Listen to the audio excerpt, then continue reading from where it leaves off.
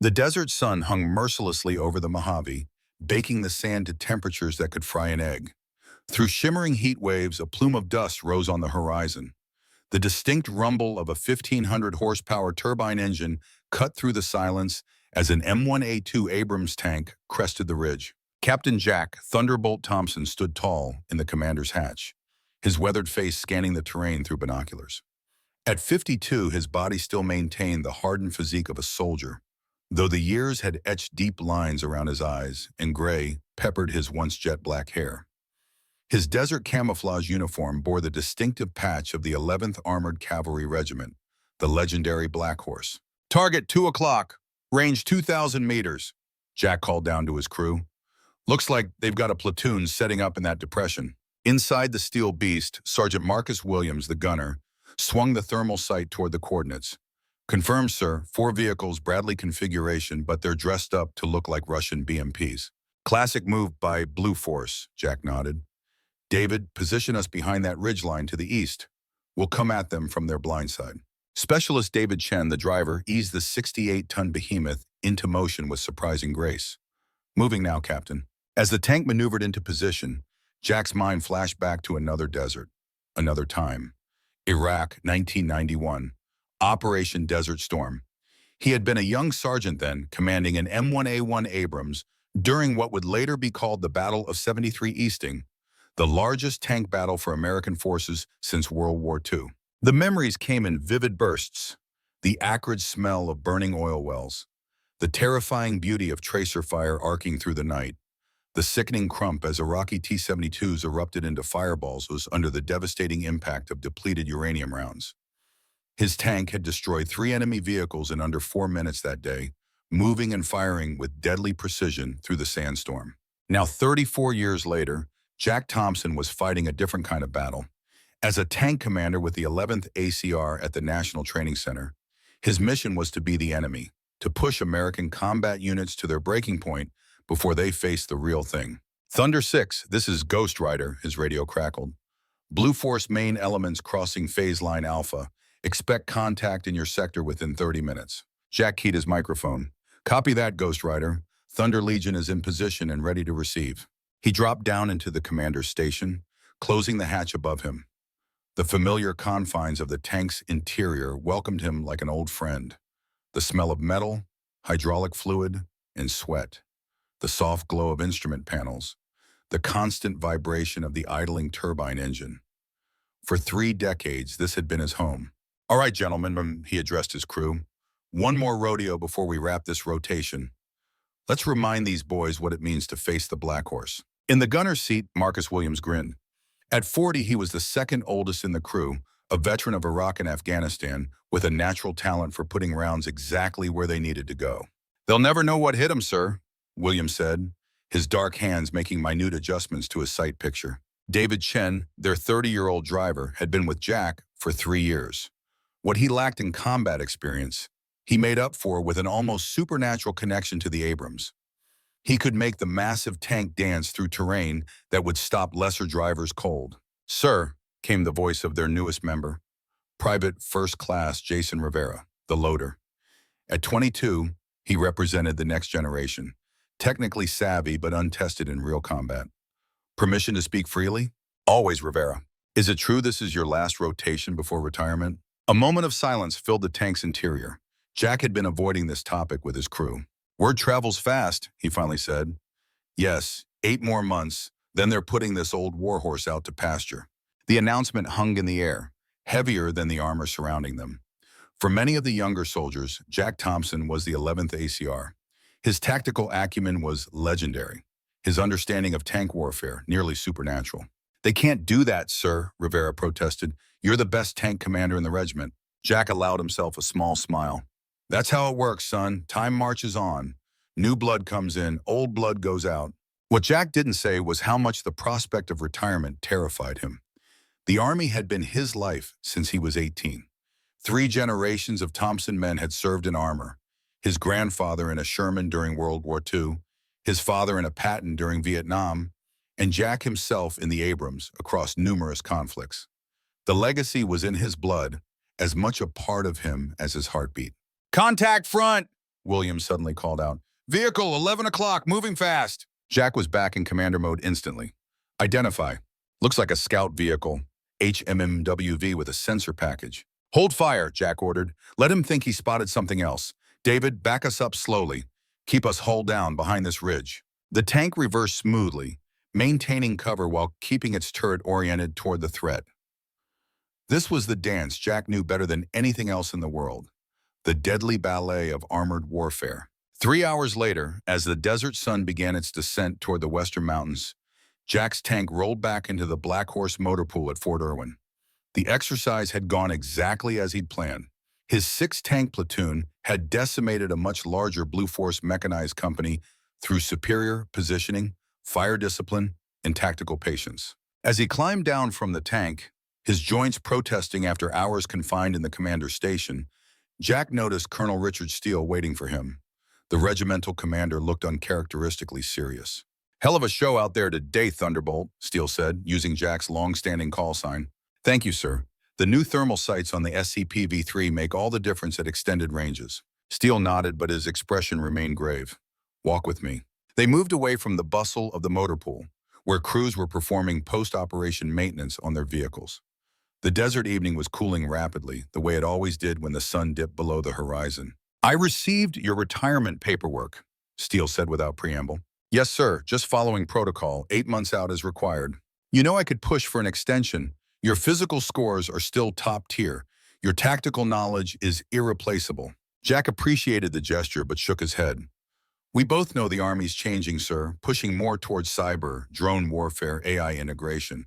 Old tankers like me are becoming obsolete faster than our equipment. Steele stopped walking and turned to face him directly.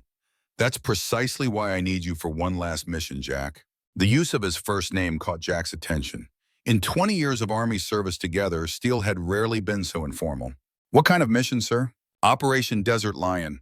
It's the biggest NTC rotation we've had in a decade. 3 full brigades cycling through over the next 2 months. Joint operations with Air Force, Marines, even some NATO elements. Jack knew about Desert Lion. Everyone at Fort Irwin did. It was being billed as a showcase for the Army's new multi-domain operations concept. What's my role, he asked. I need you to build me a tank company from scratch. Jack's eyebrows rose. With respect, sir, we already have 3 fully staffed tank companies in the regiment. I'm not talking about regular Black Horse troopers, Steele clarified. I'm talking about the new arrivals, the replacements who just got here last week. Understanding dawned on Jack. Every few months, the 11th ACR received a new batch of soldiers, fresh from basic training or transferring in from other units. They were typically kept in supporting roles for their first rotation, learning the unique OPFOR tactics before being integrated into the fighting elements. You want me to take green troops straight into Desert Lion? Jack couldn't keep the disbelief from his voice.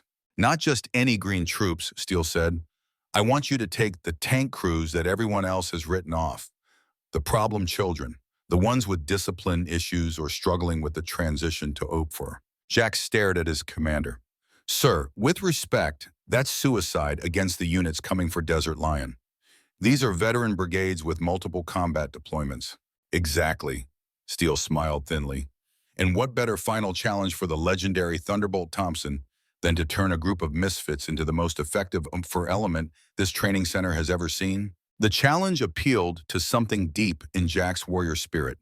Throughout his career, he had thrived when the odds were stacked against him.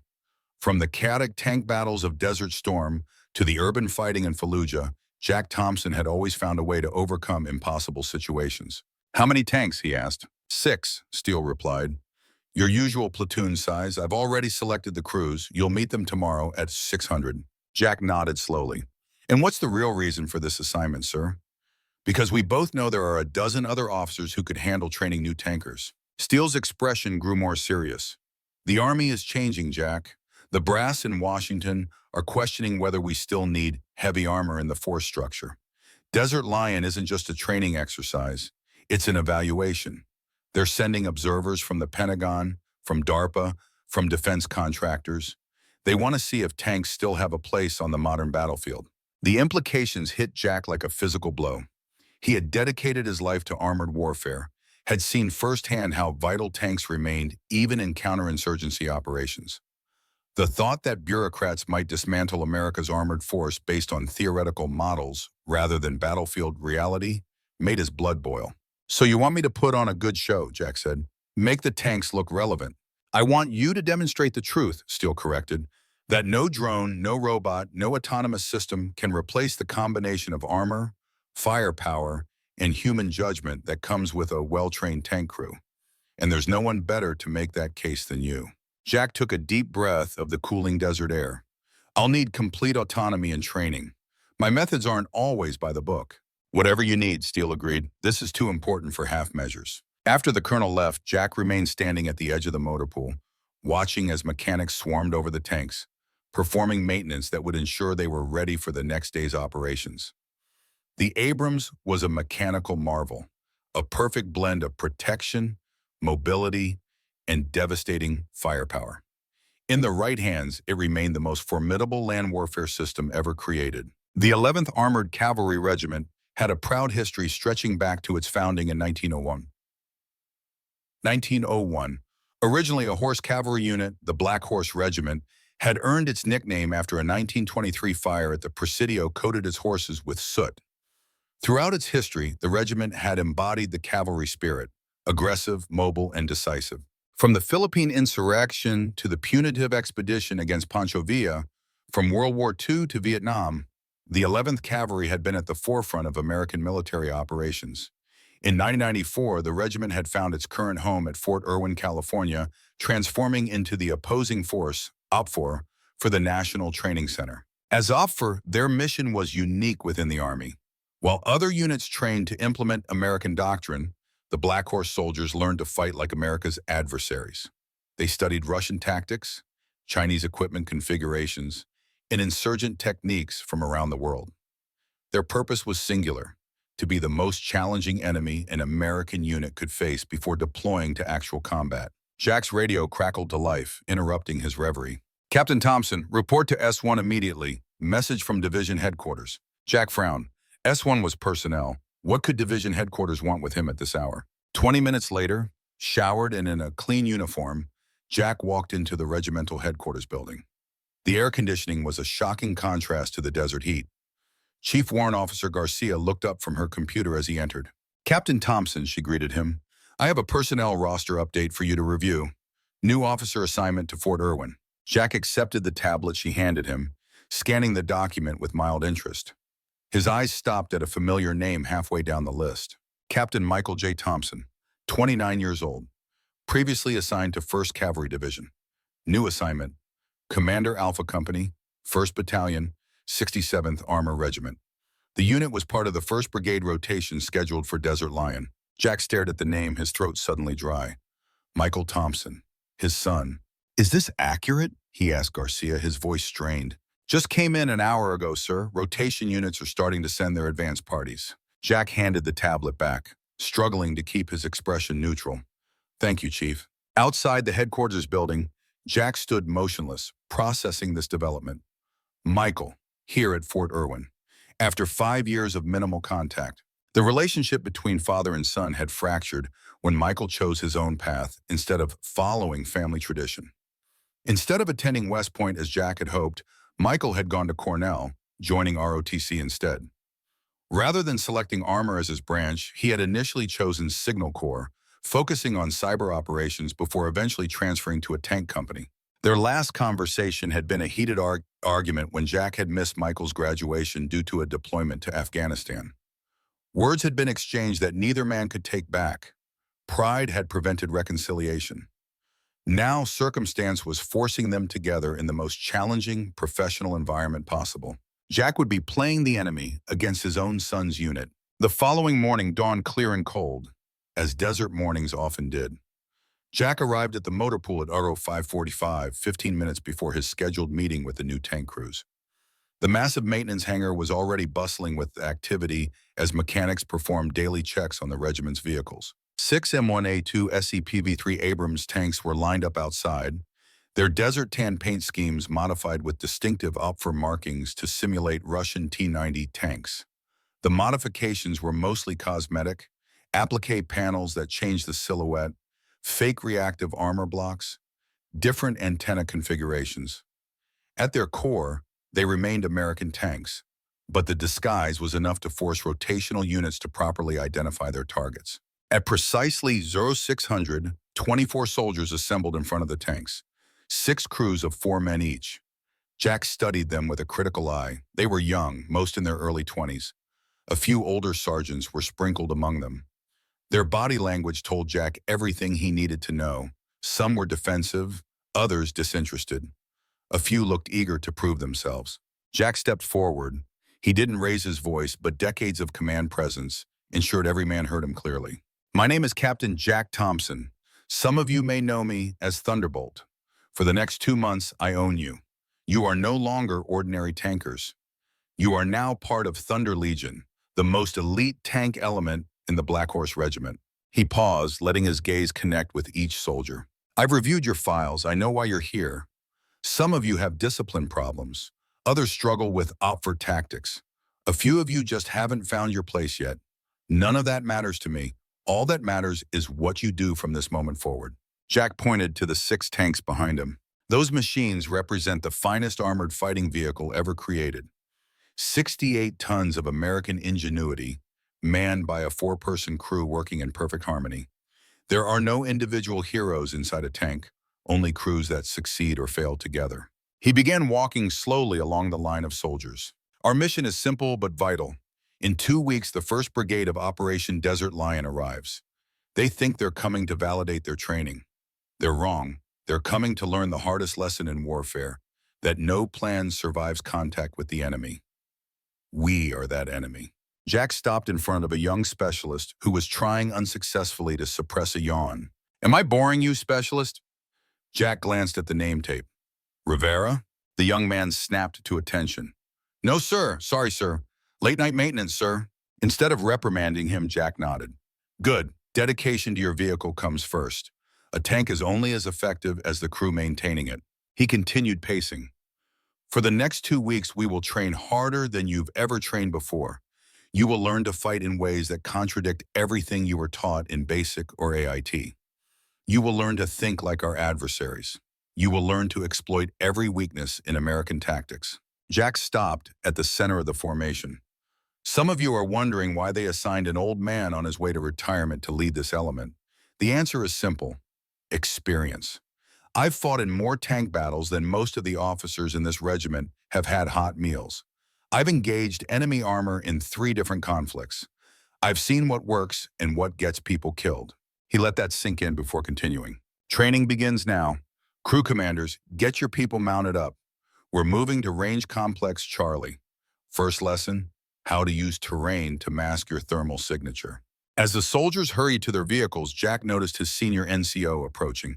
Sergeant First Class Miller was a solid tanker with 15 years of experience, most recently as a tank commander. Permission to speak freely, sir? Miller asked quietly. Go ahead. These crews are the bottom of the barrel, sir. Half of them were on their way to being reclassed or chaptered out. Jack nodded. I know. That's why we got them. Begging your pardon, sir, but what Colonel Steele is asking might not be possible. Not in 2 weeks. Jack climbed up onto the nearest tank, motioning for Miller to follow. Once they were both on the turret, Jack pointed out across the vast desert training area that stretched to the horizon. See that mountain range to the east? During Desert Storm, my tank platoon was facing a Republican Guard heavy brigade. 35 T-72s with supporting infantry. We were outnumbered 7-1. Miller listened intently. We used terrain just like that to mask our movement. Came in from their flank when they expected us from the front. 4 tanks against 35. We destroyed 27 of them without taking a single casualty. Jack turned to face his NCO directly. The difference wasn't equipment. Iraqi T-72s were decent tanks. The difference wasn't even training, though ours was better. The difference was that we understood something fundamental about armored warfare that they didn't. What was that, sir? That a tank isn't just a weapons platform, it's a psychological weapon. Used correctly, it creates shock, confusion, and panic in the enemy. Our job isn't just to teach these men to shoot straight, it's to teach them to get inside the enemy's decision cycle, to make the opposing force react to us, never the other way around. Miller nodded slowly. I see your point, sir.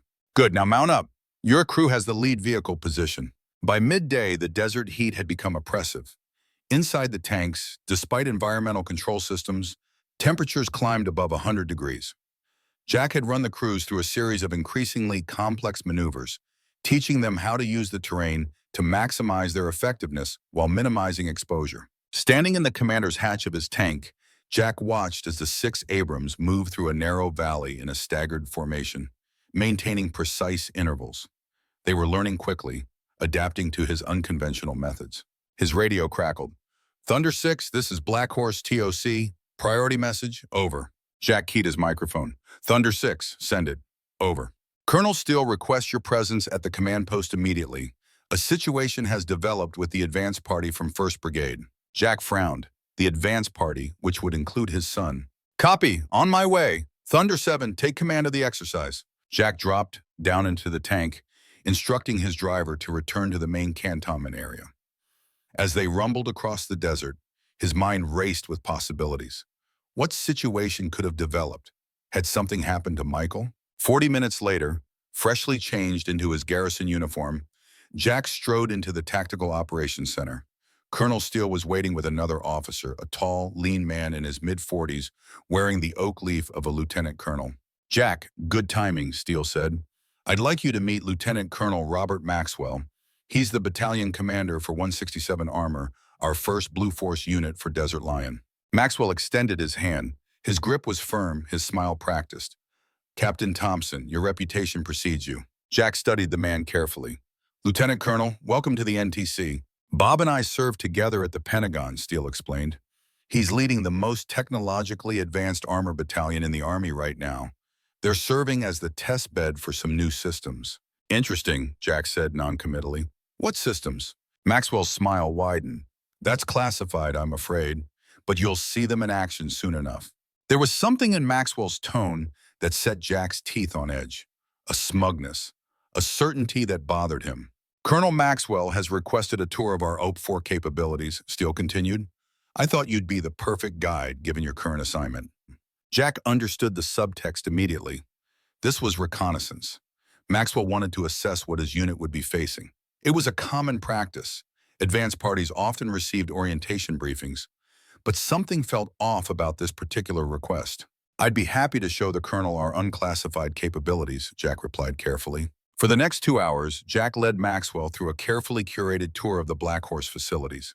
He showed him the maintenance areas, the modified vehicles, and some of the basic tactics used by OP4 elements. All information that was already publicly available or would be obvious once the rotation began. What he didn't show was how the regiment had adapted its tactics specifically to counter the latest American technologies.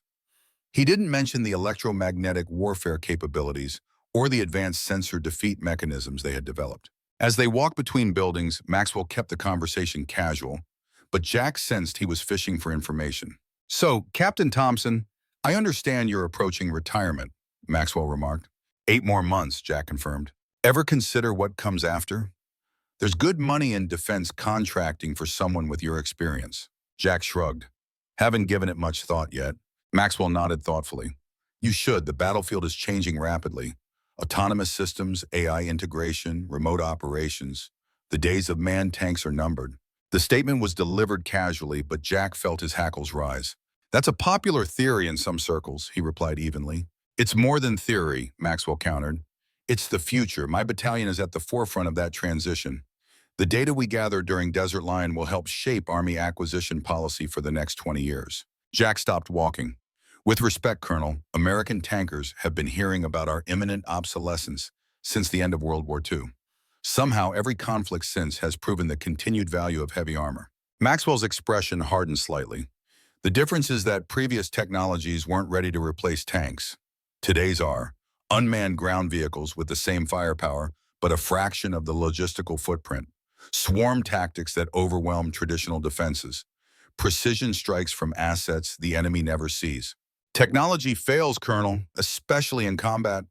Systems break down, communications get jammed, but a tank crew, 4 human beings working together inside a mobile fortress, they adapt, they overcome.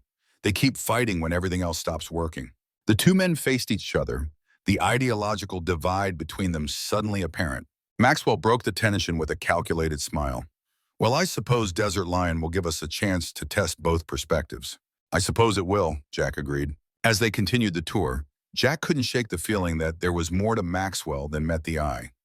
His interest in autonomous systems seemed personal, almost zealous. Later that afternoon, as Jack was leaving the headquarters building, his phone buzzed with a text message from an unknown number. Dad, I heard you're running Thunder Legion now. We need to talk. 1900 at the O Club. Michael. Jack stared at the message, a complex mixture of emotions washing over him. After 5 years of minimal contact, his son wanted to meet. And he'd heard about Thunder Legion already. Information traveled fast in the Army, but not that fast.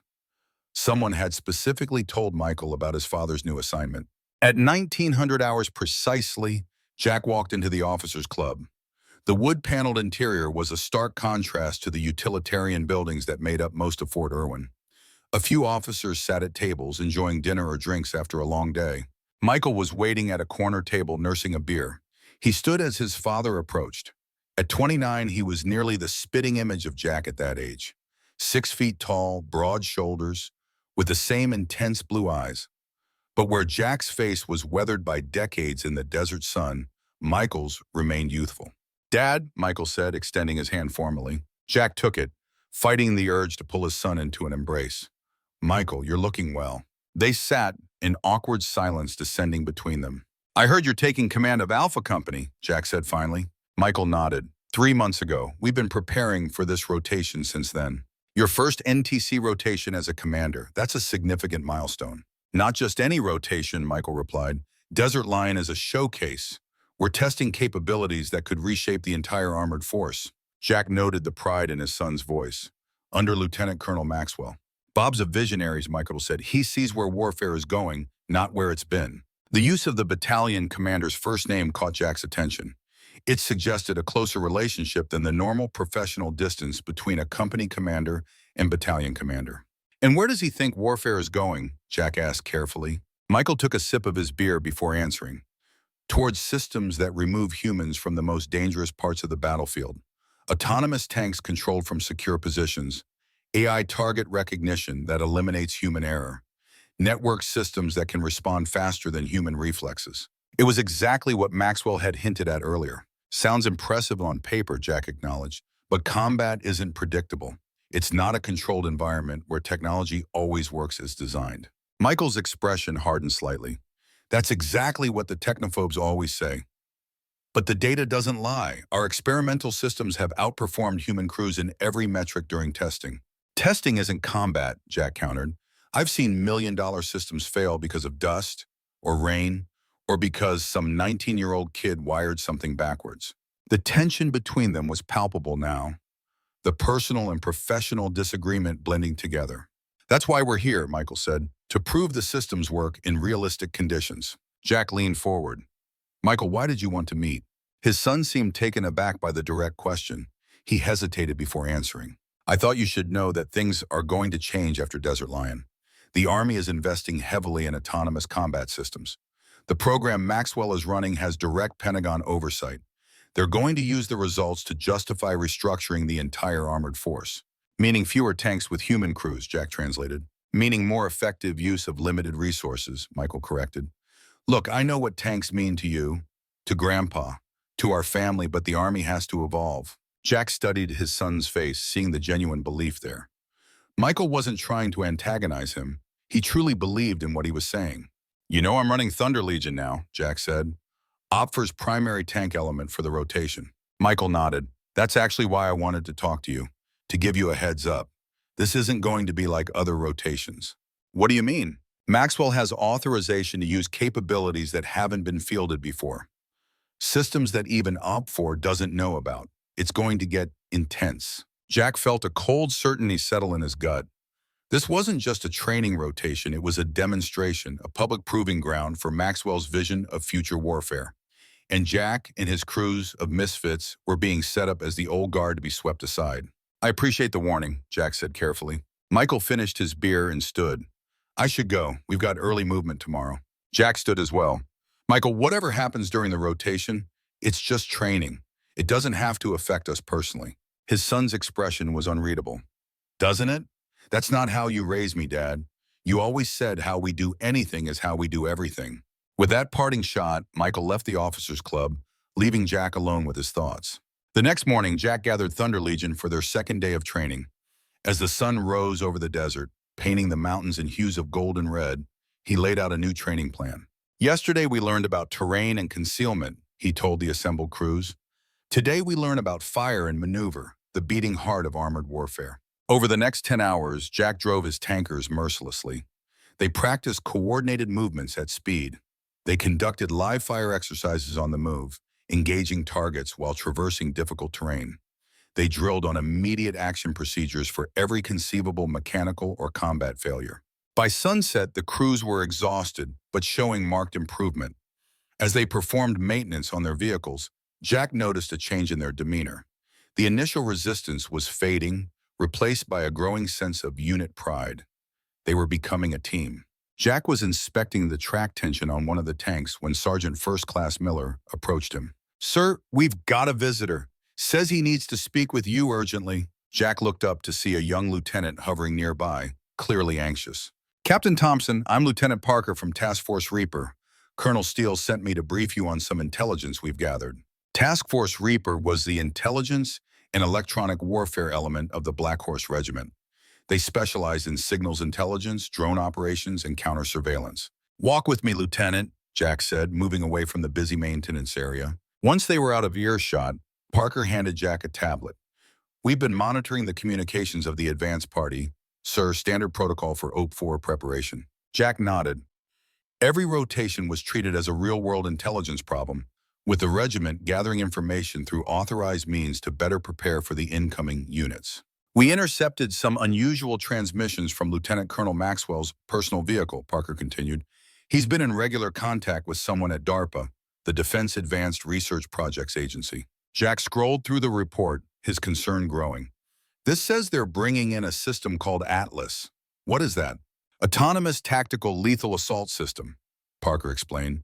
"It's a networked battlefield management system that links sensors, weapons platforms, and command nodes.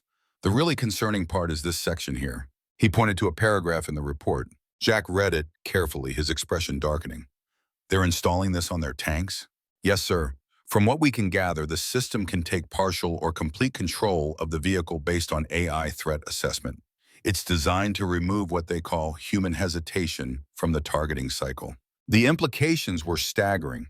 A system that could override human judgment in combat situations. "Has Colonel Steele seen this?" Parker nodded. "Yes, sir. He's requested clarification from Division about what systems are authorized for the rotation. But he wanted you to know immediately, given your role in opposing the 1st Brigade." Jack handed the tablet back.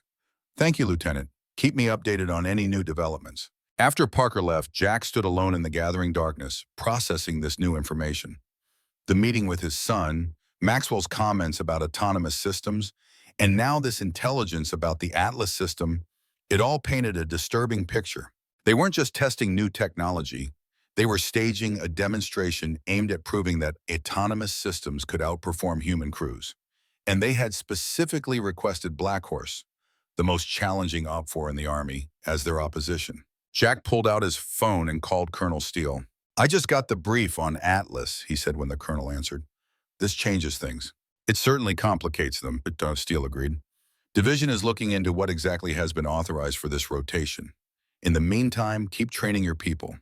If Maxwell is bringing new technology to the fight, we need to be at our absolute best." "Sir, with 2 weeks of preparation, we can't match whatever they've spent years developing." "No one's asking you to match their technology, Jack. I'm asking you to beat it with superior tactics and human ingenuity. That's why I put you in charge of Thunder Legion." After ending the call, Jack returned to his crews. They were finishing up maintenance, tired but satisfied with the day's progress. "Gather round," he called out. The 24 men of Thunder Legion formed a semicircle around him. "I just received some intelligence about the opposition we'll be facing," Jack began. "They're bringing new technology to the fight. Automated targeting systems, networked vehicles, possibly even some level of autonomous control." He saw the concern on their faces. They think technology will give them an insurmountable advantage. They think machines can outperform humans in combat. They think the era of the tank crew is coming to an end. Jack paused, making eye contact with each soldier. "Our job is to prove them wrong." to demonstrate that four human beings working together inside a tank can still defeat any technology they throw at us. This isn't just about winning a training exercise anymore.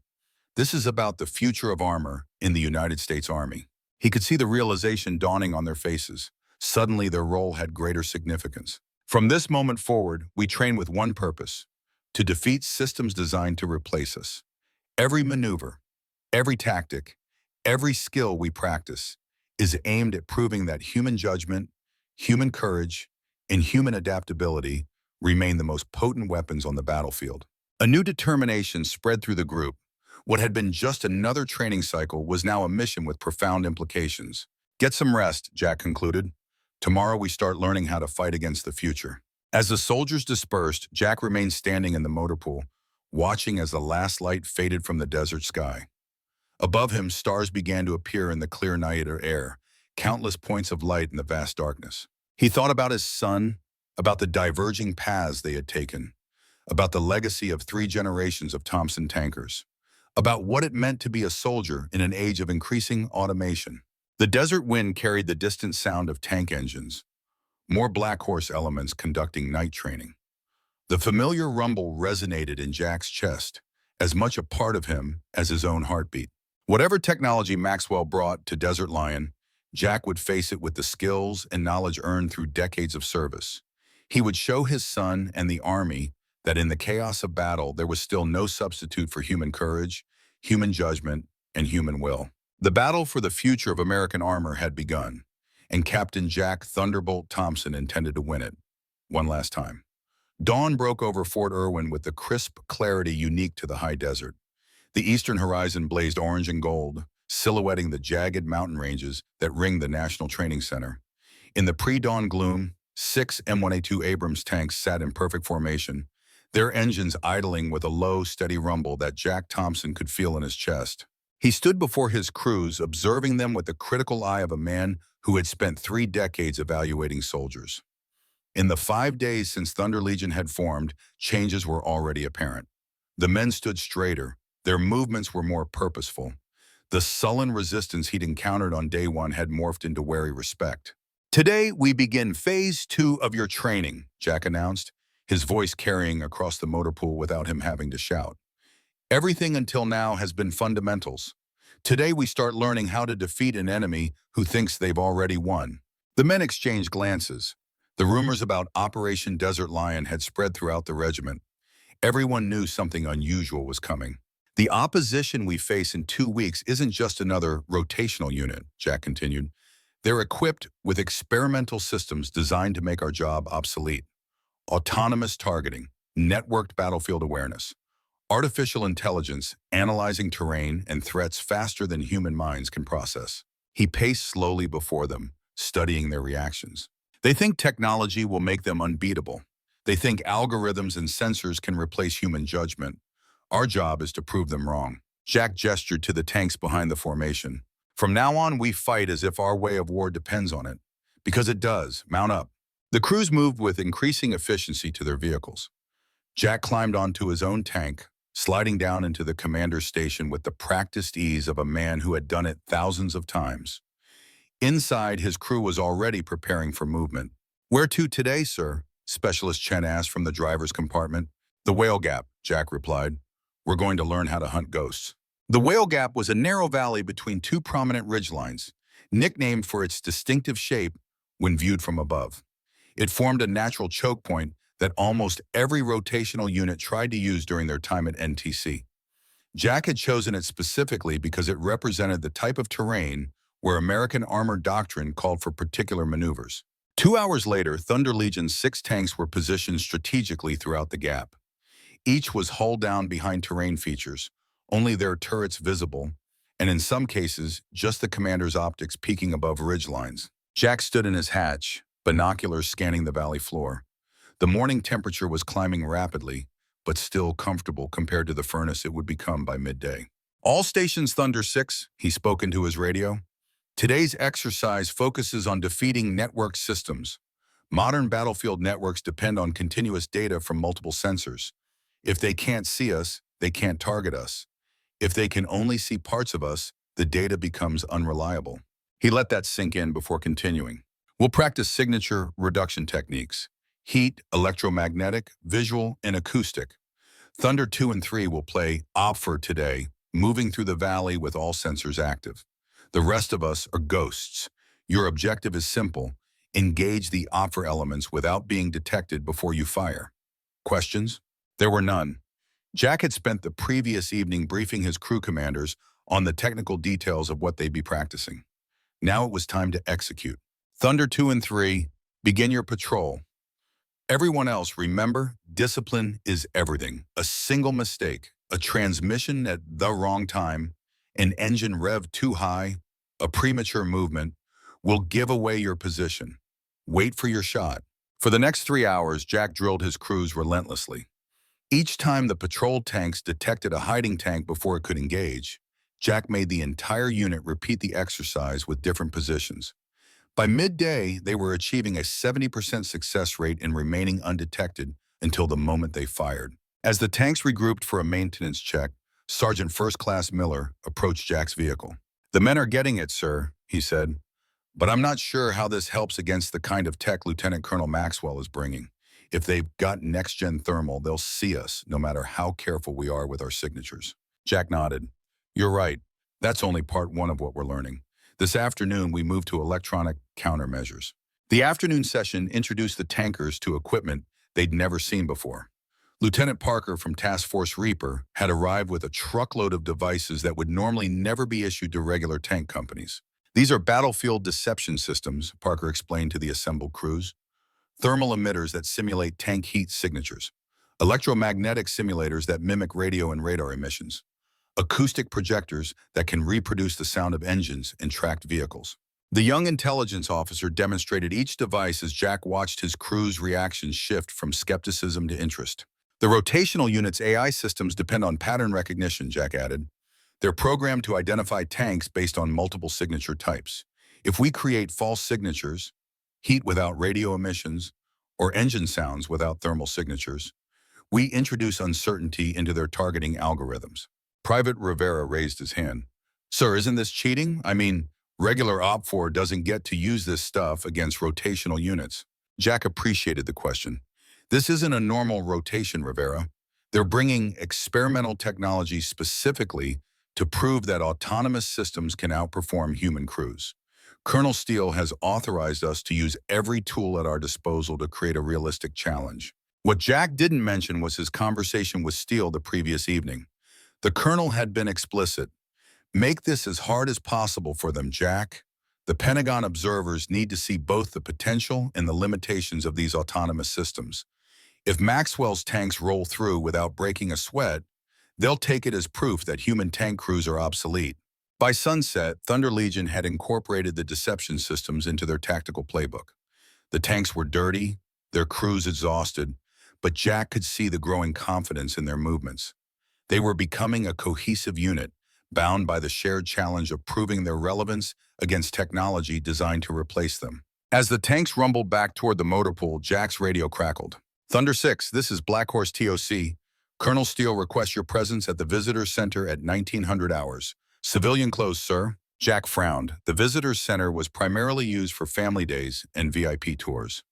"Copy that, TOC. Any additional information?" "Negative, sir. Just that it's a private meeting." Later that evening, showered and dressed in jeans and a button-down shirt, Jack walked into the largely deserted Visitors Center. The building was primarily a museum showcasing the regiment's history, with displays of equipment, uniforms, and photographs spanning more than a century of service. Colonel Steele was waiting in the central exhibit hall, also in civilian attire. He wasn't alone. An older man, perhaps in his mid-70s, stood examining a display case containing artifacts from the regiment's service in Vietnam. "Jack," Steele greeted him, "I'd like you to meet someone." The older man turned, and Jack felt a jolt of recognition. Though the face was more lined and the hair completely gray, the bearing and intense gaze were unmistakable. "General Thompson," Jack said, automatically straightening his posture. "I didn't know you were visiting Fort Irwin." Retired Major General William Thompson, Jack's father, smiled slightly. "I'm not here officially, just a concerned old tanker checking in on his son and grandson." The two men shook hands. Their relationship had always been more formal than affectionate, defined by shared profession rather than emotional bonds. William Thompson had commanded an M48 Patton tank in Vietnam, rising through the ranks to eventually lead the 1st Armored Division before his retirement 15 years earlier. Richard was kind enough to give me a call when he learned Michael would be participating in Desert Lion, the elder Thompson continued. Thought I might want to see 3 generations of Thompson tankers in the same place. Jack glanced at Steele, who had the grace to look slightly embarrassed. I'll give you 2 some privacy, the colonel said, moving toward the exit. Jack, take tomorrow morning for personal time. Your crews could use the rest anyway. After Steele departed, an awkward silence fell between father and son. They hadn't seen each other in nearly 2 years at a family funeral. How's Mom? Jack finally asked. Good. Still volunteering at the VA hospital 3 days a week. Sends her love. Jack nodded, unsure what to say next. His father saved him the trouble. I heard about your assignment with Thunder Legion. Quite a challenge. News travels fast. In tank circles, it does. The older man gestured toward a bench near a display of medals and unit citations. Shall we sit? My knees aren't what they used to be. They sat, 2 generations of warriors surrounded by the symbols and artifacts of their shared heritage. Have you spoken with Michael? William asked. Briefly, he's committed to Lieutenant Colonel Maxwell's vision of the future. The elder Thompson's expression hardened slightly. I've heard about Maxwell, ambitious officer, well-connected in Washington, never seen actual combat. He believes autonomous systems are the future of armored warfare, Jack said neutrally. There's always someone who thinks they found a way to make tanks obsolete. William shook his head. Aircraft, anti-tank missiles, precision artillery, drones. Yet we're still building Abrams variants 70 years after the first prototypes rolled out. Jack studied his father's weathered face. You didn't come all this way just to reminisce about tank history. No. William leaned forward slightly. I came because this Desert Lion operation is more significant than you might realize. The stakes go beyond a simple training rotation. I'm aware that Maxwell has Pentagon observers coming. It's bigger than that. There's a major defense appropriation bill working through Congress right now, over $300 billion in new weapon systems. A significant portion is earmarked for autonomous ground combat vehicles. Jack frowned. How do you know this? I may be retired, but I still consult occasionally. The contractors developing these systems have been lobbying heavily. They're promising a revolution in ground warfare, tanks that don't need crews, that can be manufactured for 1/3 of the cost of an Abrams, and that don't come home in body bags. The implication was clear. Desert Lion wasn't just a training exercise or even a technology demonstration. It was a public relations event designed to influence congressional funding decisions. So if Maxwell's experimental tanks perform well against Black Horse, Jack began, the funding gets approved, production contracts get signed, and the Army starts phasing out crude tanks in favor of autonomous systems, his father finished. Meanwhile, Russia and China continue developing next-generation manned tanks because they understand something our contractors don't. What's that? That algorithms can't improvise. They can't adapt to the unexpected. They can't make the moral judgments that define modern warfare. William's eyes had the distant look of a man recalling combat. In Vietnam, I once held fire on a tank column because I spotted civilians nearby that weren't visible to my gunner. No algorithm would have made that call. Jack nodded slowly. I had a similar experience in Iraq. Sensors showed a heat signature that matched an enemy vehicle perfectly. But something felt wrong. Turned out to be a school bus that had been abandoned in the wrong place at the wrong time. Exactly, and William's voice grew more intense. This isn't just about preserving jobs or traditions, Jack. It's about maintaining the human element in warfare that prevents it from becoming mechanical slaughter. Jack understood now why his father had come. Not just to see his son and grandson, but to warn him about the true significance of the coming exercise. I've got 6 tanks and 24 men, most of whom were considered problem cases before I took command, Jack said. Maxwell has an entire battalion with experimental technology that's been in development for years. The deck is stacked. William Thompson smiled for the first time that evening, a hard, determined expression that Jack had seen many times throughout his childhood. Then you'll need to change the rules of the game, just like I taught you. The next morning, Jack met his father for breakfast at the post-exchange food court. As they ate, William shared stories from his own time as a tank commander that Jack had never heard before. Not the sanitized versions from official reports, but the messy, complicated reality of armored warfare. In '68, outside Hugh, my platoon was cut off for 3 days, the older man recalled. No air support, limited ammunition, surrounded by NBA regulars with Soviet anti-tank weapons. The by-the-book response would have been to establish a defensive perimeter and wait for relief. Jack listened intently. His father rarely spoke about Vietnam.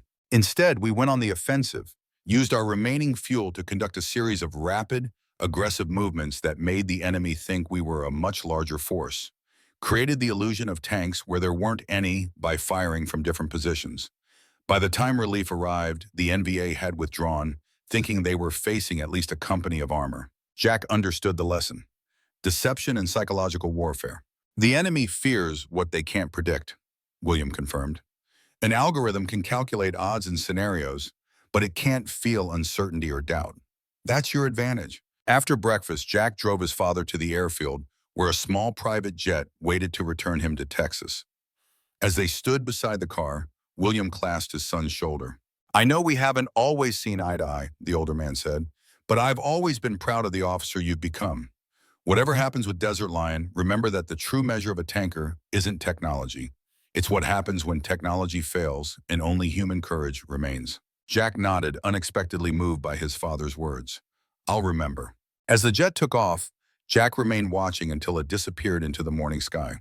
The conversation had awakened something in him, a deeper understanding of what was truly at stake in the coming exercise. When Jack returned to the motor pool, he found his crews already conducting maintenance, preparing for the day's training without being ordered to do so. It was a small but significant indicator of their growing unit cohesion. "Gather around," he called out. The men assembled quickly, their expressions curious. Jack studied them for a moment before speaking. "Change of plans today. We're going to conduct a different kind of exercise." He led them to a classroom in the regimental headquarters building. Once everyone was seated, Jack activated a digital projector.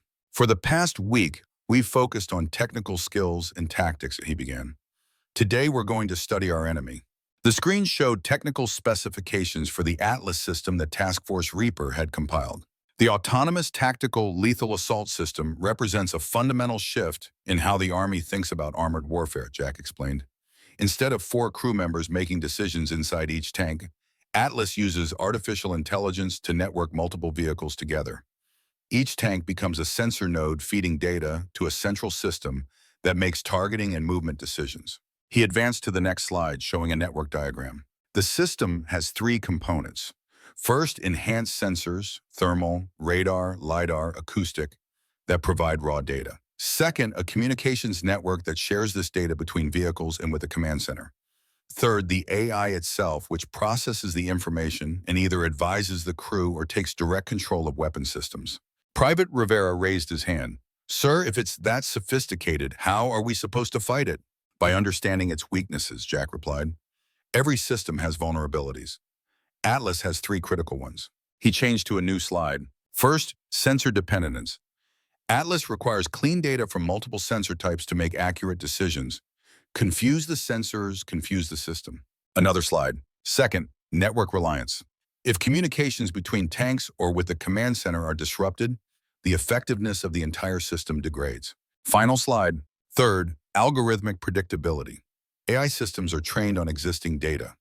They excel at recognizing patterns they've seen before, but they struggle with the truly unexpected, with human creativity and intuition. Jack turned off the projector and faced his crews directly. "For the next week, we will develop tactics specifically designed to exploit these vulnerabilities. We will become the most unpredictable, unconventional offer element this training center has ever seen. And when Desert Lion begins, we will demonstrate that the future of armored warfare still depends on the men and women inside the tanks, not the computers controlling them." The room had fallen completely silent. Every soldier focused intently on their commander. Questions? Sergeant Williams, Jack's gunner, raised his hand.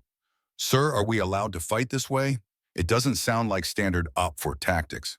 "Colonel Steele has given us complete tactical freedom," Jack confirmed.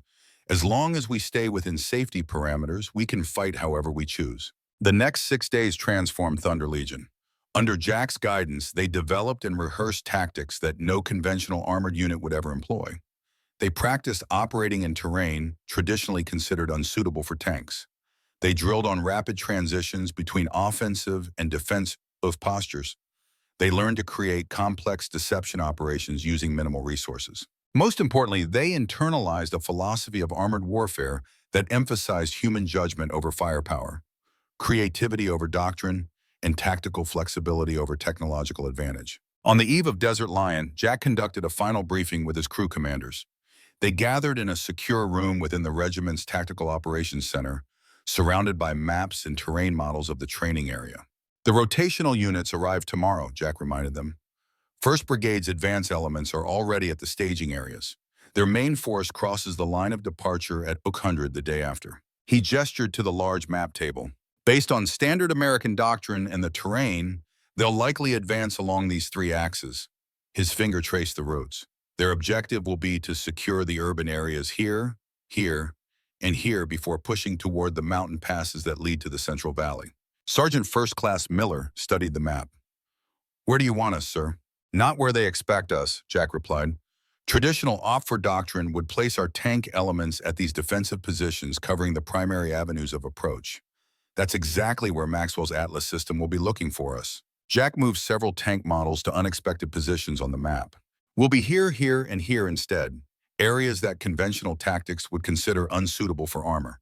We'll use the deception systems to create false signatures along the expected routes while positioning our actual tanks for ambushes from unconventional angles." The crew commanders exchanged glances, clearly impressed by the audacity of the plan.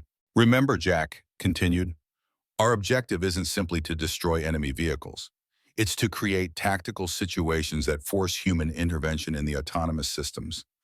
Every time a human operator has to override Atlas is a victory for our argument." As the briefing concluded, Jack felt a mixture of anticipation and concern. They were as prepared as they could be with the time and resources available, but the challenge ahead remained daunting. He was walking back to his quarters when his phone buzzed with a message. It was from Michael. "Need to see you. Important. Same place. 1 hour." Jack arrived at the officers' club precisely on time. The atmosphere was livelier than during their previous meeting, with many officers from the rotational units having arrived at Fort Irwin. Michael was already waiting, looking tense. "Thanks for coming," his son said as Jack sat down. "Your message sounded urgent." Michael glanced around to ensure they weren't being overheard. "It is. I learned something today that you need to know." Jack waited expectantly. "Maxwell modified the Atlas system beyond what was authorized," Michael said quietly. "The version approved for Desert Lion was supposed to have mandatory human confirmation for all firing decisions. He's removed that requirement for certain engagement scenarios." Jack felt a chill run through him. "Are you saying the system can fire without human approval?" Michael nodded grimly. "If it identifies what it classifies as a clear threat with high confidence, yes. He made the change yesterday and didn't inform the safety officers." "That violates every protocol for NTC operations," Jack said. "Training rounds or not, weapon systems cannot be fired without human control." "I know." Michael looked genuinely troubled. "I confronted him about it. He said the change was necessary to demonstrate the system's full capabilities. When I suggested reporting it to the range safety team, he reminded me that my performance review and next assignment recommendation would be coming from him." Jack studied his son carefully. The fact that Michael was telling him this represented a significant shift from their last conversation. "Why are you sharing this with me?" Michael met his father's gaze directly. "Because it's wrong, and because, despite our differences, I know you'll do the right thing with the information." The admission seemed to cost Michael something, an acknowledgement that his faith in autonomous systems might have been misplaced. "Have you considered going directly to the NTC commander?" Jack asked. "Maxwell has powerful backers. Without proof, it would be my word against his, and he's a lieutenant colonel while I'm just a captain." Michael's frustration was evident. "Besides, the system is classified. I'm not supposed to know the details of how it functions." Jack considered his options. Reporting this through official channels might result in the entire exercise being postponed while investigations took place. That would only delay the confrontation between human crews and autonomous systems, potentially giving Maxwell time to refine his approach. "I'll handle it," Jack said finally, "but I'll need something from you." "What?" "The system parameters. What exactly triggers this automatic fire response? What does it consider a clear threat?" Michael hesitated only briefly before pulling out a small notebook. He slid it across the table. "These are the recognition parameters and engagement thresholds. I copied them from the technical documentation." Jack pocketed the notebook. "Thank you. This stays between us for now." "There's one more thing," Michael added. Tomorrow's exercise. I'm leading Alpha Company as the main effort for 1st Battalion. We'll be coming straight through the whale gap. Jack raised an eyebrow. This was operational information that Michael shouldn't be sharing with the OP4 commander. His son shrugged. Maxwell wants a direct confrontation with your element. He specifically requested that Thunder Legion be positioned to oppose us. He wants a clear demonstration of Atlas outperforming human crews. Now the picture was complete. Maxwell wasn't just testing technology. He was orchestrating a public humiliation of traditional tank warfare personified by Jack Thompson. I see, Jack said simply. Michael stood to leave, then paused. Dad, be careful tomorrow. This isn't just another training rotation for Maxwell. It's personal. After Michael left, Jack remained at the table, processing this new information. The notebook contained exactly what he needed, the specific parameters that would trigger Atlas to fire autonomously. With this knowledge, Thunder Legion could design tactics that would exploit the system's decision matrix without putting anyone at risk. He was about to leave when he noticed Lieutenant Colonel Maxwell enter the club with several officers Jack didn't recognize. From their civilian attire and bearing, Jack guessed they were the Pentagon observers or possibly defense contractors associated with the Atlas program. Maxwell spotted Jack and, after a moment's hesitation, approached his table. Captain Thompson, he greeted him with forced cordiality. I trust your element is prepared for tomorrow's exercise. As ready as we can be, Jack replied neutrally. Maxwell smiled thinly. I look forward to seeing Thunder Legion in action. It's not often that we get to directly compare current and future capabilities in such a controlled environment. The battlefield is rarely controlled, Colonel. That's precisely the problem we're solving, Maxwell countered, removing human unpredictability from the equation. Creating a battlefield where every action is optimal, every decision data-driven. Jack met the man's gaze steadily. War isn't a math problem, Colonel. It's a human endeavor, with all the complexity that implies. Maxwell's smile didn't reach his eyes. A perspective that's rapidly becoming obsolete, I'm afraid. But I respect your commitment to tradition. It makes our demonstration all the more meaningful. With a slight nod, Maxwell rejoined his group, leaving Jack with the distinct impression that he'd just been patronized by a man who viewed him as a relic. Jack returned to his quarters and immediately called Colonel Steele, requesting an urgent meeting. 30 minutes later, they sat in Steele's office, the door locked and phones left outside to prevent any possibility of electronic eavesdropping. This changes everything, Steele said after Jack explained what he'd learned. Autonomous weapons engagement violates the safety protocols for every training exercise the Army conducts. It also presents an opportunity, Jack pointed out.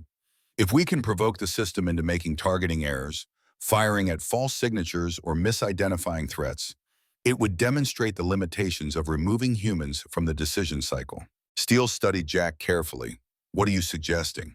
Let the exercise proceed. Don't confront Maxwell directly. Instead, give Thunder Legion expanded authorities to use deception systems and unconventional tactics. You want to trick the AI into making mistakes, Steele translated. Jack nodded. Precisely. But to do it safely, we need to understand exactly how the system classifies and prioritizes threats. He placed Michael's notebook on the desk. Fortunately, we now have that information. The colonel examined the notebook's contents, his expression darkening. This is highly classified material. How did you obtain it? I have a source who's concerned about safety violations, Jack replied carefully, not wanting to implicate his son. Steele seemed to accept this vague explanation. Very well, you have my authorization to proceed as you've outlined. But Jack, his voice grew more serious, ensure that none of your people are at risk. If Maxwell's system is truly making autonomous firing decisions, we can't guarantee its accuracy. Understood, sir. As Jack left the headquarters building, night had fully descended over Fort Irwin. In the distance, he could see the lights of the rotational unit staging areas, where hundreds of vehicles and thousands of soldiers were preparing for the next day's operations. Jack made one final stop before returning to his quarters. In the motor pool, Thunder Legion's tanks sat in neat rows, their maintenance complete, fueled and armed for tomorrow's exercise. He walked slowly along the line of vehicles, resting a hand on each one as he passed. These machines had been his life for 3 decades. He'd commanded tanks in combat across multiple continents, had seen both their devastating power and their limitations. The idea that they might soon be reduced to remotely controlled platforms, their human crews replaced by algorithms, filled him with a profound sense of loss. But tonight wasn't about nostalgia. It was about preparation. Jack climbed up onto the turret of his tank, opened the commander's hatch, and dropped down into the familiar confines of the fighting compartment.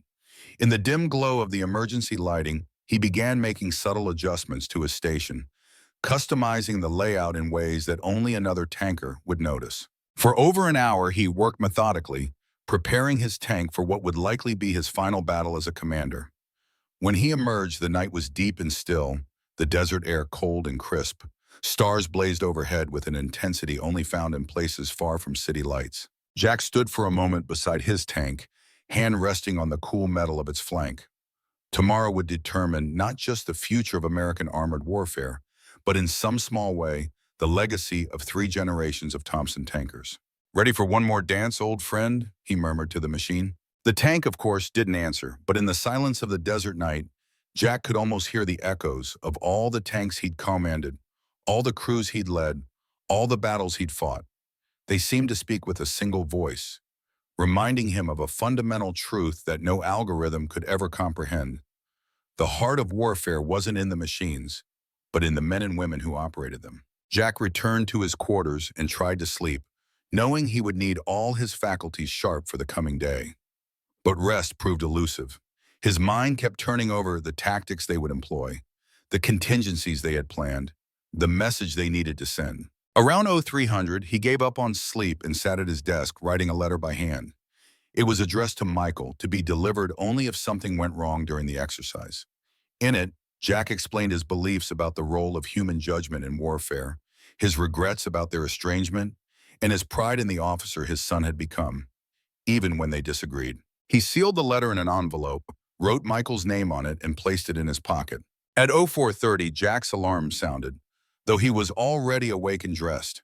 He made his way to the dining facility where his crews were gathering for breakfast. The men were quieter than usual, focused on the task ahead. Jack joined them, making a point to speak briefly with each soldier, gauging their readiness and confidence. By 0530, Thunder Legion was at the motor pool, conducting final checks on their vehicles. Jack assembled them for one last briefing before they deployed to their positions. "Today isn't just another training day," he told them, his voice clear in the pre-dawn chill. "Today, we represent every tank crew in the United States Army, past, present, and future.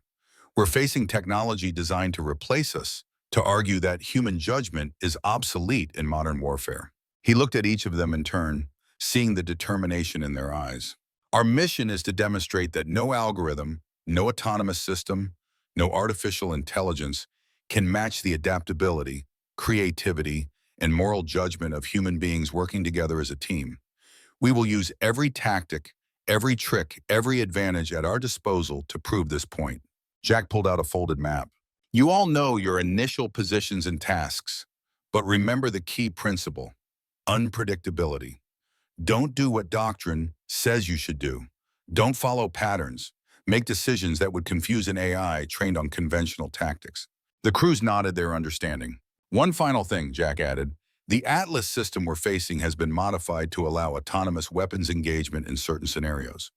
This violates training safety protocols, but rather than stopping the exercise, we're going to use it to our advantage." He explained how they would exploit this feature to provoke the system into making targeting errors that would highlight the limitations of removing humans from the decision cycle. "Questions?" Jack asked after outlining the plan. There were none. Each crew understood their role and the significance of what they were attempting to prove. "Mount up," Jack ordered. "It's time to remind the Army why tank crews still matter." As the sun began to rise over the eastern mountains, painting the desert in hues of gold and amber, Thunder Legion's 6 tanks moved out in perfect formation. They headed toward their assigned positions, each crew committed to proving that in the chaos of battle, the human element remained irreplaceable. Jack stood in his commander's hatch, feeling the familiar vibration of the Abrams beneath him as they traversed the desert terrain. Whatever the outcome of today's exercise, he was determined to ensure that the future of American armored warfare would not be decided by algorithms alone. The battle for the soul of the tank corps had begun. First light painted the eastern ridge lines in gold as 6 Abrams tanks from Thunder Legion moved into their final positions. The desert air was cool and crisp, carrying the faint scent of creosote and dust. Jack Thompson stood in the commander's hatch of his tank, binoculars sweeping the valley below as the tactical situation developed. Thunder 6 to all stations, he spoke into his radio. Final position check. One by one, his crews reported in. Each tank was precisely where Jack had ordered, concealed in positions that conventional tactics would consider unsuitable for armored vehicles. Some were tucked into narrow ravines, others partially buried in hastily excavated depressions, with only their turrets exposed. None were where American doctrine would expect to find them. Thunder 2, status on deception systems? All operational, sir, came the reply from Sergeant First Class Miller. Thermal emitters are active along the primary approach routes. Electronic simulators broadcasting on standard frequencies. The ghost tanks should appear on their sensors within 5 minutes. Jack nodded to himself. The plan was in motion. They had placed electronic decoys along the routes where OP4 would typically position their armor. Meanwhile, the actual tanks were scattered in unconventional positions, ready to engage from unexpected angles. Remember, Jack addressed all crews, our objective isn't to win a conventional engagement. It's to force the autonomous systems to make mistakes that highlight the irreplaceable value of human judgment. Stay disciplined. Execute precisely as we rehearsed. As he finished speaking, Jack's earpiece crackled with a transmission on the exercise control frequency. All units, this is exercise control. Operation Desert Lion is now active. I say again, Desert Lion is active. Blue Force has crossed the line of departure. The battle had begun. Jack switched to the intelligence frequency. Reaper Actual, this is Thunder 6. Any update on Blue Force movement? Lieutenant Parker's voice came back immediately. Thunder 6, Reaper Actual. 1st Battalion, 67th Armor is moving as expected along Axis Gold. Lead elements approximately 12 minutes from your position. Their electronic emissions suggest Atlas is fully operational. Copy that, Reaper. Keep me informed of any changes. Jack dropped down into his commander's station and addressed his crew. They're coming. Remember, we're fighting for more than just this exercise. We're fighting for the future of American armored warfare. In the gunner's seat, Sergeant Williams nodded grimly. Ready to show them what humans can do, sir. 10 minutes later, the first indications of the approaching Blue Force appeared on their sensors. Dust clouds rose in the distance, visible through the magnified sights. The distinctive sound of turbine engines carried across the desert, growing steadily louder. Jack's radio came alive with reports from his forward elements. Blue Force was advancing in textbook formation, a testament to Maxwell's confidence in his technology. Leading the formation were M1A2 Abrams tanks, visibly modified with additional sensor packages and communications equipment, the Atlas-equipped vehicles. All stations, maintain discipline, Jack reminded his crews. Wait for them to commit to the valley. Let them engage the decoys first. Minutes stretched into an eternity as the Blue Force advanced steadily toward the valley. Jack watched through his thermal sight as the lead elements began engaging the electronic decoys, firing at phantom targets that existed only as heat signatures and radio emissions. They're taking the bait, Williams murmured. The AI is targeting the decoys. Jack nodded. Just as we predicted. An algorithm can't distinguish between a real thermal signature and a convincing fake if the pattern matches its recognition parameters. Through his commander's sight, Jack could see Michael's company at the center of the formation. His son was leading from the front, his tank distinctive with its company commander markings. Behind the lead elements came the remainder of the battalion, advancing confidently into what they believed was a conventional OP4 defensive position. All Thunder elements, Jack spoke calmly into his radio, execute Phase 2. Across the battlefield, his tanks initiated the next stage of their plan. Hidden speakers activated, broadcasting the sounds of tank engines from locations separate from both the real tanks and the decoys. Meanwhile, small drones released from Thunder Legion's positions began transmitting conflicting electronic signatures, creating the impression of OP4 elements moving laterally across the battlefield. The effect on Blue Force was immediate and visible. Their neat formation faltered as tanks began traversing turrets toward the new apparent threats. Some vehicles stopped completely, likely as their Atlas systems attempted to process the contradictory sensor data. It's working, Williams said with satisfaction. They're confused. Jack watched through his sight as the lead Blue Force elements began firing at the new false signatures, wasting ammunition on targets that didn't exist. But what interested him most was Michael's tank.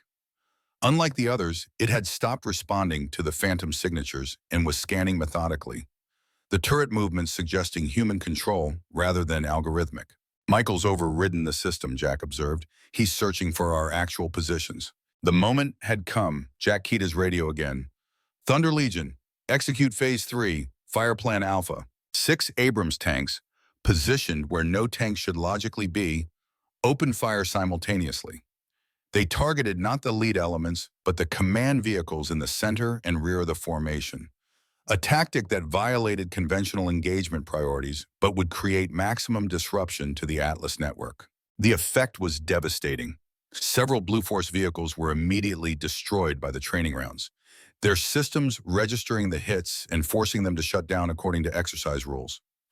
Others found themselves in a crossfire with no clear path of retreat, their Atlas systems overwhelmed by an attack pattern they hadn't been programmed to recognize.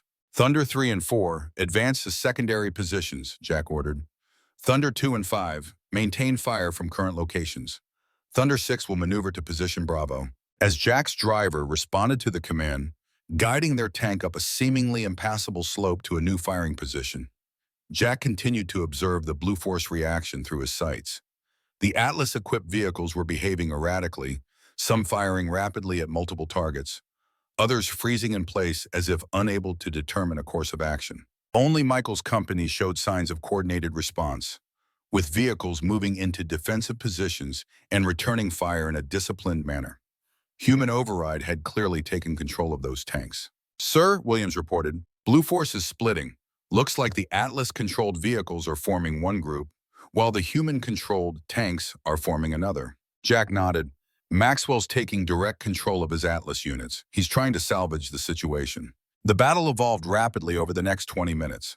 Thunder Legion continued executing their unconventional tactics, never staying in one position long enough to be targeted effectively, creating false signatures to draw fire, and engaging from angles that confused the Atlas targeting systems.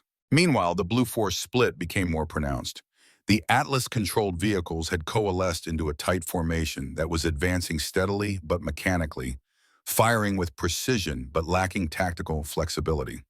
In contrast, Michael's company had dispersed into small, mobile elements that were probing for Thunder Legion's actual positions, adapting their movements to the changing battlefield. Thunder 6 to all stations, Jack transmitted. Blue Force is now operating as 2 distinct elements. Atlas Group continuing along Axis Gold, human-controlled group maneuvering toward our eastern flank. Adjust fire plan accordingly. As his tank reached its new position, Jack could see the entire battlefield laid out before him. The Atlas formation was moving with a mechanical efficiency, but it was following a predictable path that Thunder Legion had anticipated. Jack's tank commanders adjusted their firing solutions, continuing to create confusion while avoiding direct confrontation with the superior numbers. Thunder 6, this is Thunder 2. Miller's voice came over the radio. I've got movement to our north. Looks like Maxwell himself. He's in a command vehicle with additional communications equipment. Jack swung his sights toward the indicated position. Sure enough, a modified Striker command vehicle was positioned on a ridgeline overlooking the battlefield. The vehicle bristled with antennas and satellite dishes, clearly the mobile command center for the Atlas system. All Thunder elements, Jack decided, continue engaging the main Blue Force elements. Thunder 6 will investigate the command vehicle. Jack ordered his driver to withdraw from their current position and circle around toward Maxwell's command post. As they moved, he monitored the ongoing battle through radio reports. Thunder Legion was continuing to execute their plan flawlessly, creating a level of chaos that the Atlas system seemed unable to process effectively. 10 minutes later, Jack's tank had reached a position overlooking Maxwell's command post. Through his thermal sight, Jack could see personnel moving around the vehicle, some gesturing animatedly. Even from this distance, the frustration was evident in their body language. Williams, can you get around within 5 meters of that command vehicle? Jack asked his gunner. Easily, sir. Wind is negligible. Range is 800 meters. Put one in front of them, close enough to get their attention, but not a direct threat. Williams made minute adjustments to his sight picture. Ready, sir. Fire. The tank rocked slightly as the main gun fired, sending a training round impacting the ground just meters from the Striker. Jack watched as personnel scattered, diving for cover. Driver, advance to that ridgeline. Let them see us. The Abrams moved forward, cresting the ridge to become fully visible to Maxwell's position.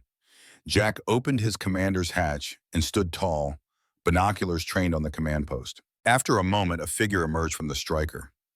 Even at this distance, Jack recognized Lieutenant Colonel Maxwell. The battalion commander stared up at the tank for a long moment, then raised a radio to his mouth. Jack's radio crackled. "Thompson, what the hell do you think you're doing?" Maxwell's voice was tight with anger. "Demonstrating a point, Colonel," Jack replied calmly. "Your Atlas system is currently engaging multiple phantom targets while ignoring actual threats. It's making basic tactical errors that no human commander would make." "My system is performing exactly as designed," Maxwell snapped. "It's identifying and engaging enemy targets with superior efficiency." "Is it?" Jack challenged. "Check your battlefield display, Colonel. How many of my tanks has your system actually located? How many of the targets it's engaging are actually decoys? How many shots has it fired without achieving any effect?" There was a moment of silence before Maxwell responded. "This proves nothing. Initial deployment issues are expected with any new system. This isn't a new radio we're testing, Colonel. This is a system you want to entrust with the lives of American soldiers in the security of our nation. If it can be confused this easily by a few electronic decoys, how would it perform against a sophisticated peer adversary?" Before Maxwell could respond, Jack's tactical radio erupted with urgent calls. "Thunder 6, this is Thunder 4. Blue Force Atlas tanks are firing on friendly positions. I repeat, they're engaging their own vehicles." Jack immediately switched frequencies. "All Thunder elements, cease fire immediately. I repeat, cease all fire." Swinging his sights back toward the main battlefield, Jack witnessed a shocking development. The Atlas-equipped tanks were now firing on Michael's company, apparently having misidentified them as OPFOR elements due to their unconventional movements. "Maxwell!" Jack shouted into the radio. "Your system is targeting friendly forces. Shut it down now." There was no response from Maxwell, but Jack could see frantic activity around the command vehicle as they presumably attempted to regain control of the situation. "Driver, get us back to the main battlefield. Maximum speed," Jack ordered. "Williams, load training rounds only. We may need to intervene." The Abrams surged forward, its turbine engine roaring as it accelerated down the ridge toward the chaos below. As they approached, Jack could see the full extent of the situation. Several of Michael's tanks had been hit by friendly fire from the Atlas vehicles, which continued to advance relentlessly despite frantic radio calls from the affected crews. Jack scanned the battlefield for Michael's tank, finally locating it at the center of the formation, attempting to organize a defensive position against the friendly fire incident. As Jack watched, Michael's tank began moving directly toward the advancing Atlas formation, placing itself between the autonomous vehicles and the rest of his company. "He's trying to draw their fire," Jack realized. "Williams, target the lead Atlas tank. Disable its targeting sensors only." "Sir, that's outside exercise parameters," Williams reminded him. "This whole situation is outside parameters. That's my son out there, and those autonomous systems are malfunctioning. Do it." Williams adjusted his sight picture, aiming for the external sensor package mounted on the turret of the lead Atlas tank. "Ready, sir. Fire." The round struck precisely where Williams had aimed, destroying the sensor array without disabling the tank itself. The vehicle immediately stopped firing, its turret rotating aimlessly as its primary targeting system went offline. "Thunder 6 to all Thunder elements," Jack transmitted. "Target sensor packages only on all Atlas vehicles. Minimum force necessary to disable autonomous functions." One by one, Thunder Legion engaged the Atlas tanks, precisely disabling their external sensors and forcing them to revert to manual control. Within minutes, the friendly fire incident had been contained, though several vehicles from Michael's company had been destroyed in the exercise sense. Their crews unharmed, but their vehicles designated as combat losses. Jack guided his tank toward Michael's position, where his son was now standing in his commander's hatch, coordinating recovery efforts for his affected vehicles. As Jack's tank approached, Michael looked up, his expression a mixture of relief and anger. Jack's radio crackled. "Dad," Michael's voice was tense. "Maxwell overrode my shutdown command. When I saw the system targeting our own vehicles, I tried to terminate the exercise, but he locked me out of the command network." Before Jack could respond, a new voice entered the frequency, the NTC commander himself, Major General Howard. "All Desert Lion elements, this is Exercise Control Actual. Operation Desert Lion is terminated effective immediately. All vehicles are to power down weapon systems and return to assembly areas. This is not a drill or exercise component. Acknowledge. One by one, all units acknowledge the order. Jack guided his tank to a position beside Michael's, both commanders standing in their hatches as the chaos on the battlefield subsided. "You okay?" Jack asked his son. Michael nodded, his face grim. "Thanks to you. If Thunder Legion hadn't intervened—" He didn't finish the sentence, but he didn't need to. Both men understood what could have happened if the malfunctioning autonomous systems had been firing live ammunition rather than training rounds. "Sir," Williams called up from the gunner station, "we've got multiple vehicles approaching from the south. Looks like the exercise control team." Jack turned to see a column of Humvees approaching rapidly, dust plumes rising behind them. Leading the column was a vehicle with general stars clearly visible on its bumper plates. "Looks like we're about to have a reckoning," Jack observed. 2 hours later, Jack sat in the NTC commander's office alongside Colonel Steele.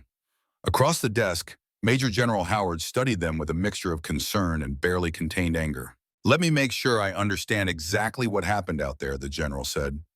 Lieutenant Colonel Maxwell modified the Atlas system without authorization to allow autonomous weapons engagement. When the system encountered unconventional tactics from Thunder Legion, it became confused and ultimately targeted friendly forces. And rather than shutting down the exercise immediately when this occurred, Maxwell attempted to override Captain Thompson's shutdown command and maintain operational control. "That's correct, sir," Colonel Steele confirmed. Captain Thompson's Thunder Legion was executing authorized OPFOR tactics designed to test the limits of the autonomous system. When the system malfunction became apparent, Captain Thompson ordered his element to intervene to prevent further friendly casualties. Howard turned his attention to Jack. "Captain Thompson, in your assessment, what caused the Atlas system to fail so catastrophically?" Jack chose his words carefully. "The system operated exactly as it was designed, sir. It identified and engaged targets based on pattern recognition and threat assessment algorithms. The problem is that those algorithms lack the contextual understanding and judgment that human operators provide. When faced with a battlefield situation that didn't match its training parameters, the system made decisions that seemed logical to its programming, but were tactically and ethically flawed." "And your unconventional tactics deliberately exploited these limitations?" "Yes, sir. Our objective was to demonstrate that human judgment remains essential in armored warfare, particularly when faced with unexpected or ambiguous situations." The general leaned back in his chair, considering Jack's words. "You're aware that the Pentagon had observers present specifically to evaluate Atlas for potential wider deployment?" "I am, sir." "And that significant funding decisions depend on the outcome of this evaluation?" "Yes, sir. That became clear during the preparation phase." Howard's expression softened slightly. "For the record, Captain, I believe you did the right thing today. Maxwell's modifications to the system violated basic safety protocols and could have resulted in actual casualties if circumstances had been different." "Thank you, sir." "That said," the general continued, "there will be significant political fallout from this incident. Maxwell has powerful backers in Washington and among defense contractors who have invested heavily in autonomous combat systems." Colonel Steele leaned forward. "General, with respect, the facts of the incident are clear. The Atlas system failed because it lacked the human judgment necessary for complex battlefield decisions. That's not a political statement. It's a tactical reality demonstrated under controlled conditions." Howard nodded slowly. "I agree, Colonel, but facts and politics don't always align neatly." He turned back to Jack. "Captain Thompson, I understand you're approaching retirement." "Yes, sir. 8 months remaining on my current commitment. I'm afraid some people in the Pentagon may view you as a convenient scapegoat for today's failure. There's already talk of an investigation into whether Thunder Legion exceeded its authorized parameters during the exercise." Jack met the general's gaze steadily. "My crews executed exactly as ordered, sir. If anyone bears responsibility for today's outcome, it's me." "Admirable but unnecessary," Howard replied. "The actual telemetry and communications logs clearly show Maxwell's system malfunctioned and that your intervention likely prevented a more serious incident. Nevertheless, there will be pressure to assign blame somewhere, and a tank commander nearing retirement presents an attractive target." Colonel Steele straightened in his chair. "General, if there's an attempt to scapegoat Captain Thompson, I'll resign my commission in protest. The records clearly show he acted appropriately and within his authority." Howard raised a hand. "That won't be necessary, Colonel. I've already spoken with the Army Chief of Staff. Captain Thompson's actions have been officially designated as within exercise parameters, and Maxwell has been relieved of command pending investigation of safety violations. Both Jack and Steele visibly relaxed at this news. There is, however, a complication, Howard continued. The defense contractors behind Atlas are claiming the system failed only because it faced tactics that would never be encountered in actual combat against peer adversaries. Jack couldn't help but smile slightly. With respect, sir, that's precisely the point we were trying to make. An adversary facing autonomous systems would deliberately employ unconventional tactics specifically designed to confuse those systems. What we demonstrated today is exactly what would happen in actual combat. The general nodded. A point I've made to the Chief of Staff. As a result, he's authorized me to establish a new evaluation protocol for autonomous combat systems, one that specifically includes tests against unconventional tactics employed by human operators. Jack felt a surge of satisfaction. The day's events had been chaotic and potentially dangerous, but they had achieved the fundamental objective, demonstrating the continued relevance of human judgment in armored warfare. There's one more thing, Howard added. The Chief of Staff has requested that a senior officer with experience in both conventional tank operations and OPFA-4 tactics be assigned to oversee this new evaluation protocol. Someone with a proven record of tactical innovation and a deep understanding of the human element in armored combat. Jack and Steele exchanged glances, suddenly understanding where this was heading. Captain Thompson, Howard continued, I'm authorized to offer you a promotion to major and a 3-year extension of your service commitment to lead this initiative. Instead of retiring in 8 months, you would transition to a new role developing and implementing evaluation protocols for autonomous combat systems across all Army branches. The offer caught Jack completely by surprise. After decades in armor, he had been mentally preparing for the end of his military career. Now suddenly a new path had opened, one that would allow him to continue shaping the future of American armored warfare. I'm honored by the offer, sir, Jack said carefully, but I'd like some time to consider it. Howard nodded. Of course. Take 48 hours. But, Captain, his voice grew more serious, few officers get the opportunity to have this kind of impact on the future of warfare. Your experience today has provided a valuable perspective that the Army needs as we navigate the integration of autonomous systems into our combat doctrine. After the meeting concluded, Jack walked slowly across the Fort Irwin parade ground, his mind turning over the general's offer. The sun was setting, casting long shadows across the desert landscape, the mountains to the west silhouetted against the reddening sky. Dad! Jack turned to see Michael jogging toward him. His son had changed out of his tanker's coveralls into his regular Army combat uniform. They hadn't spoken since the chaotic end of the exercise hours earlier. Michael, how are your men? All accounted for. No actual injuries, though several are pretty shaken by having friendly tanks targeting them. Michael fell into step beside his father. I heard Maxwell's been relieved of command. Jack nodded. Pending investigation into safety violations. He deliberately modified the Atlas system to allow autonomous firing without human confirmation. I knew he'd made changes, but I didn't realize the full extent until it was too late. Michael's expression clouded with regret. I should have reported it sooner. You did what you could, Jack assured him. Your warning gave us the information we needed to intervene before anyone was hurt. They walked in silence for a moment before Michael spoke again. I was wrong, Dad, about the technology, about Maxwell, about a lot of things. Jack glanced at his son, seeing not the stubborn young officer who had confronted him in the officers' club, but a man who had just experienced a profound shift in perspective. Technology has its place, Jack said carefully. Autonomous systems can enhance our capabilities in certain situations, but they can't replace human judgment, especially in the complex moral and tactical environment of combat. Michael nodded slowly.